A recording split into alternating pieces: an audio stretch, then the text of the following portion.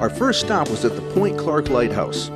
Chris had arranged for us to meet with Bob Courtney, a local historian and former member of the Lighthouse Committee. It used to be called Pine Point, and then they changed the name to a big settlement come in from Clarke Township near Toronto, and they changed the name to Point Clarke. It was started in 1855 and was finished in 1859.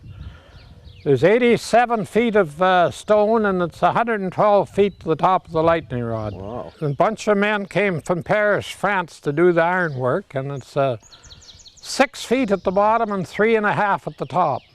It tapers up. Okay, so the width of the rock itself, then the walls? Yeah. Replacing a lantern hung in a pine tree as a warning for mariners, the Point Clarke Lighthouse was one of the first imperial towers to flash its light. 6 of these majestic towers were built by John Brown on Lake Huron in the Georgian Bay in the 1850s.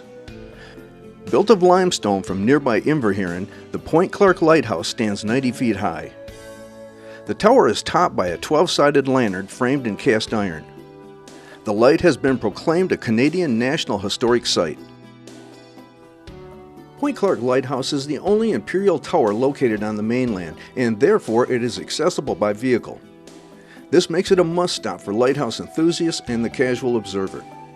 Found in the heart of a quaint little neighborhood some 13 miles south of the town of Kincardine, it's also the location of a small marina. Although the days of heavy shipping traffic along the shoreline are long past, the lighthouse is now used by recreational boaters and commercial vessels as a reference point by which to travel. The lighthouse is open for tours during the summer. Sturdy shoes are a must for the climb up the 9 flights of stairs, a total of 114 steps, to the light room. The view from the top is spectacular and worth the climb.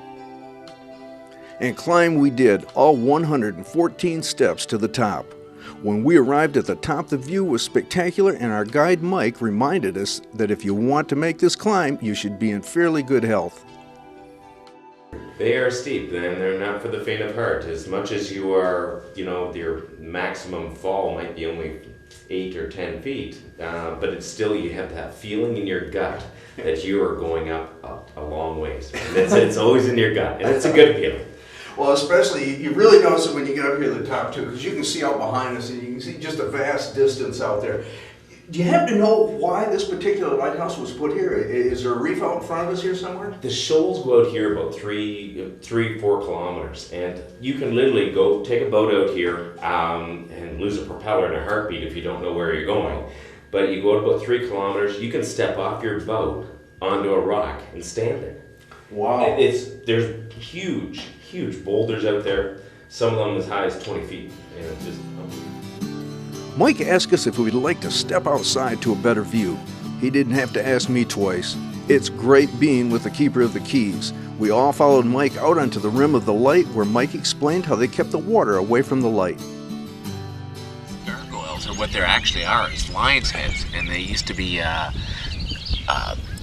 solid brass, and over the years they've painted them. But what happens is they act as a rain gutter, so it keeps the water off the building. So when the rain comes down, it actually gets funneled out of the lion's head's mouth and shoots as a stream out away from the tower to protect the tower from the water. So someday it'd be nice to see them refinished in their original glory. When they put them up there, they must have just looked spectacular. The trip back down was a whole lot easier than that trip up. This is not the original light right here. Every good lighthouse has a lightkeeper's home, and here at Point Clarke, it is now a museum operated by the Township of Huron and Kinloss. Inside are pictures of all the past lightkeepers, the original kitchen, and all the artifacts from the time when these legends called this place home. The park surrounding the light offers boating, swimming, restrooms, and benches to enjoy the cool breezes.